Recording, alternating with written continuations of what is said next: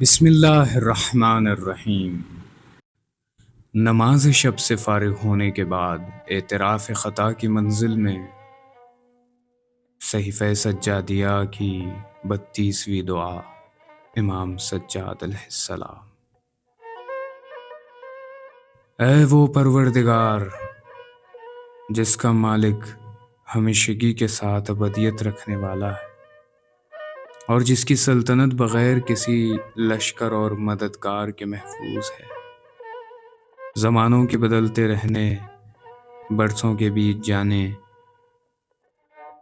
ایام و ازمنہ کے گزر جانے کے باوجود اس کی عزت باقی رہنے والی ہے۔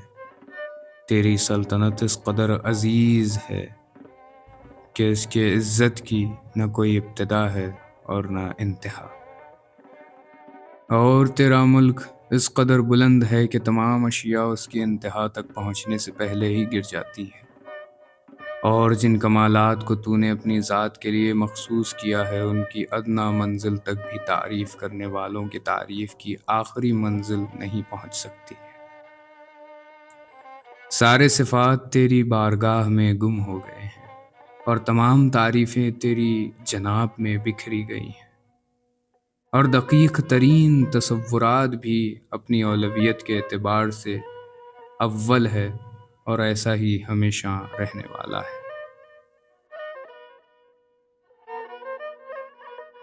میں تیرا وہ بندہ ہوں جس کے اعمال ضعیف اور جس کی آرزوئیں عظیم ہیں۔ میرے ہاتھ سے تعلقات کے تمام اسباب نکل گئے ہیں، علاوہ اس رشتے کے جسے تیری رحمت نے قائم کیا ہے، اور امیدوں کے تمام رشتے ٹوٹ گئے ہیں، علاوہ اس معافی کے رشتے کے جس کی پناہ میں زندگی گزار رہا ہوں۔ وہ بہت زیادہ ہے، لیکن یہ طے ہے کہ بندہ کسی قدر بھی بد کردار کیوں نہ ہو جائے، تیرے پاس معافی کی تنگی دامن نہیں ہے، لہٰذا مجھے معاف کر سکتا ہے۔ خدایا، تیرا علم میرے مخفی اعمال پر بھی نگاہ رکھتا ہے، اور تیری اطلاع کے سامنے ہر پوشیدہ عمل واضح ہے۔ دقیق ترین چیز بھی تجھ سے پوشیدہ نہیں ہے، اور غیبی اسرار بھی تیرے علم سے دور نہیں ہے۔ میرے اوپر تیرے اس دشمن کا غلبہ ہو گیا ہے جس نے تجھ سے مجھے گمراہ کرنے کی مہلت مانگی تھی، تو نے دے دی، اور مجھے بہکانے کے لیے قیامت تک کا وقت مانگا تو نے اسے آزاد چھوڑ دیا، اور اب اس نے مجھے گمراہی میں ڈال دیا، جبکہ میں اپنے مہلک گناہان صغیرہ اور تباہ کن گناہان کبیرہ سے بھاگ کر تیری بارگاہ میں آ رہا تھا۔ حالت یہ ہے کہ جب میں نے تیری کوئی نافرمانی کی اور برے اعمال کے بنا پر تیری ناراضگی کا حقدار ہو گیا، تو اس نے اپنے ہیلے کی باغ موڑ دی اور چل دیا، اور مجھے کلمہ کفر میں مبتلا کر کے مجھ سے براءت کا اعلان کر دیا اور پیٹ پھیر کر روانہ ہو گیا۔ مجھے تیرے غضب کے صحرا میں اکیلا چھوڑ دیا اور تیرے عذاب کے میدان تک ہنکا دیا کہ اب نہ کوئی شفیع ہے جو سفارش کر دے، اور نہ کوئی محافظ جو امن و امان کا انتظام کر سکے، اور نہ کوئی قلعہ ہے جو اپنے اندر چھپا سکے، اور نہ کوئی پناہ گاہ ہے جس کی پناہ لی جا سکے۔ اب تیرے سامنے وہ شخص کھڑا ہے جو تیری پناہ کا طلبگار ہے اور اپنے گناہوں کا اقرار کر رہا ہے، لہٰذا تیرے فضل میں تنگی نہ ہونے پائے اور تیری معافی میں کمی نہ آنے پائے۔ میں تیرے ان بندوں میں نہ ہو جاؤں جو توبہ کر کے بھی ناکام ہو جاتے ہیں، اور امیدواروں میں شامل نہ ہو جاؤں جو مایوس ہو جاتے ہیں۔ میرے گناہوں کو بخش دے کہ تو بہترین بخشنے والا ہے۔ خدایا، تو نے جس بات کا حکم دیا اسے میں نے چھوڑ دیا، اور جس چیز سے منع کیا اس کا مرتکب ہو گیا، اور برے خیالات نے خطاؤں کو سنوار دیا ہے، تو میں نے کوتاہی سے کام لیا۔ میں نہ اپنے دنوں کے لیے روزوں کو گواہ قرار دے رہا ہوں، اور نہ راتوں کی شب بیداری کی پناہ لے رہا ہوں، اور نہ کوئی سنت حسنہ اپنے کو زندہ کرنے کی تعریف کر سکتا ہوں، علاوہ ان فرائض کے جن کو سنت حسنہ اپنے کو زندہ کرنے کی تعریف کر سکتی ہے، علاوہ ان فرائض کے جن کو ضائع کرنے والا ہلاک ہو جاتا ہے۔ میں تو کسی مستحب عمل کو بھی وسیلہ نہیں قرار دے سکتا ہوں، جبکہ بہت سے واجبات و فرائض میں غفلت برت چکا ہوں اور تیرے مقرر کیے ہوئے حدود سے تجاوز کر چکا ہوں۔ کچھ حرمتوں کو برباد کیا اور کچھ گناہان کبیرہ کا مرتکب ہو گیا، لیکن تیری عافیت نے ان کی رسوائی سے پردہ پوشی کر لی۔ خدایا، یہ اس شخص کی منزل ہے جو اپنے نفس کے بارے میں تجھ سے شرمندہ ہے اور اس سے ناراض ہو کر تجھ سے خوش بھی ہے، اور اب تیرے سامنے اس نفس کے ساتھ آیا ہے جو خاشع ہے، اور اس کی گردن کے ساتھ حاضر ہوا ہے جو قاضع ہے، اور اس پشت کے ساتھ جس پر خطاؤں کا بوجھ ہے، اور اس کی منزل خوف اور امید کے درمیان ہے، اور تو اس کی امیدوں کے لیے سب سے زیادہ اولا اور اس کے خوف و خشیت کے لیے سب سے زیادہ حقدار ہے۔ لہٰذا مجھے وہ شے عنایت فرما دے جس کا میں امیدوار ہوں، اور اس سے بچا لے جس سے خوف زدہ ہوں، اور اپنی رحمت کے انعامات سے نواز دے کہ تو ان سب سے زیادہ کریم ہے جن سے سوال کیا جاتا ہے۔ خدایا،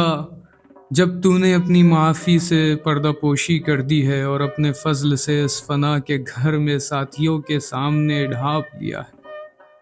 تو اب دارالبقاء میں بھی تمام ملائکہ مقربین اور مرسلین و معصومین اور شہداء و صالحین کے سامنے رسوائی سے بچا لینا۔ اس پڑوسی کے حضور جس سے میں اپنی برائیوں کو چھپایا کرتا تھا، اور اس قرابت دار کے سامنے جس سے میں اپنے مخفی معاملات میں شرماتا تھا۔ میں نے اس پردہ پوشی میں کسی پر بھروسہ نہیں کیا، لیکن خدایا تیری مغفرت پر بھروسہ کیا ہے، اور تو سب سے زیادہ بھروسے کے قابل اور تمام ان لوگوں سے زیادہ عطا کرنے والا ہے جن کی طرف رغبت کی جاتی ہے، اور ان سب سے زیادہ مہربان ہیں جن سے مہربانی طلب کی جاتی ہے۔ لہٰذا مجھ پر رحم فرما، اے خدا،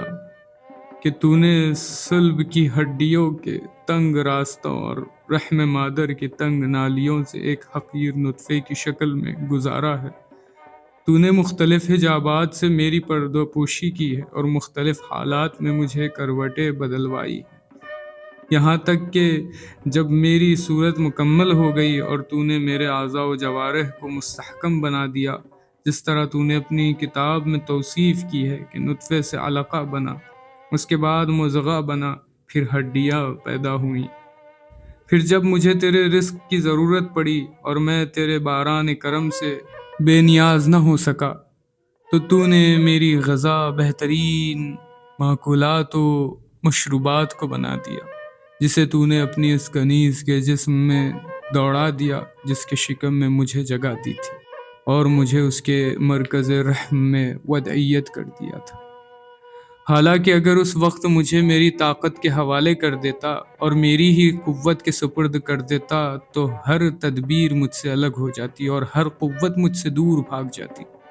تو نے اپنے فضل سے ایک مہربان کرم فرما کی طرح مجھے غذا عنایت کی، اور مسلسل ایسا احسان کرتا رہا یہاں تک کہ میں اس منزل تک پہنچ گیا۔ نہ کبھی تیری نیکی سے محروم ہوا اور نہ تیرے بہترین سلوک میں کوئی تاخیر ہوئی، لیکن پھر بھی میرا بھروسہ مستحکم نہ ہوا،